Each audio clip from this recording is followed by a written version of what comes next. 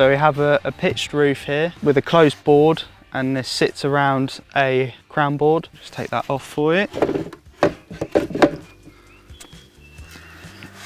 This hive that I've been given, I believe is probably homemade, because as you can see from the hive next to it, that's a full-size hive and that's a WBC. This hive is quite small, so I'd say someone's probably either designed it thinking about getting bees, or they just wanted a small colony, or they just simply thought about it and then abandoned the idea when they realised actually beekeeping is probably the cheapest thing to get into. Crown board that I've got here has got a mezzanine top on it. This is quite a vintage, old way of having a crown board.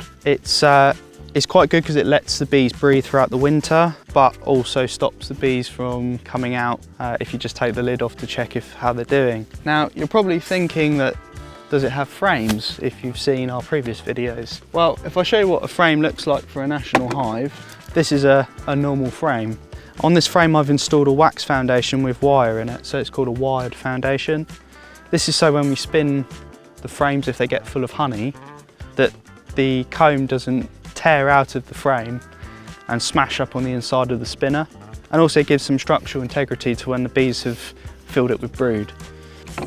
With this particular hive, this has been designed to be what's called a top bar hive. So instead of having a full-size frame, you actually just have a strip of wood.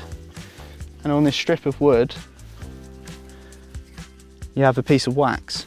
I think this wax has probably been put on maybe the wrong way, because normally you would have the wax sat like this.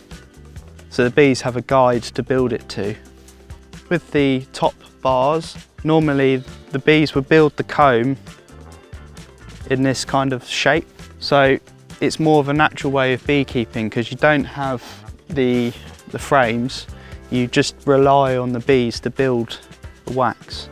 These bars just slot in the top. They will need trimming down. I think the wood's warped slightly, but they slot into the top, and each, I think you would put in about 4 or 5, and then you would have a closing board on the inside. And as the more strips of wood that you put in with the wax, you move the board out until you come to the edge of the hive. Because if you were just to put strips all the way through, the bees would just build in the mass space, but what you want is you want straight combs.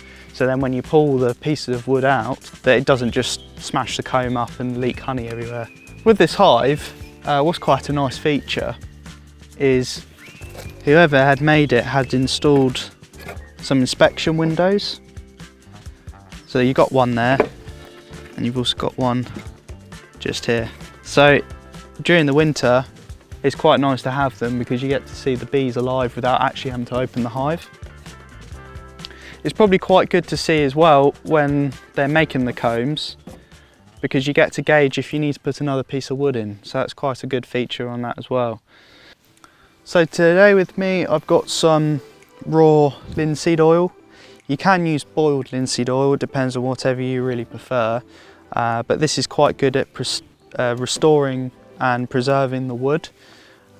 It's quite a natural product, and it doesn't contain any insecticides, unlike some shed paints and things that you've got out there for woodworm and things. But we're just here just to try and give it a bit of water resistance, and to sort of, well, freshen up the wood finish a bit. So what I like to do is put some gloves on, because it's not really that good for your skin. And I like to apply it with a paintbrush.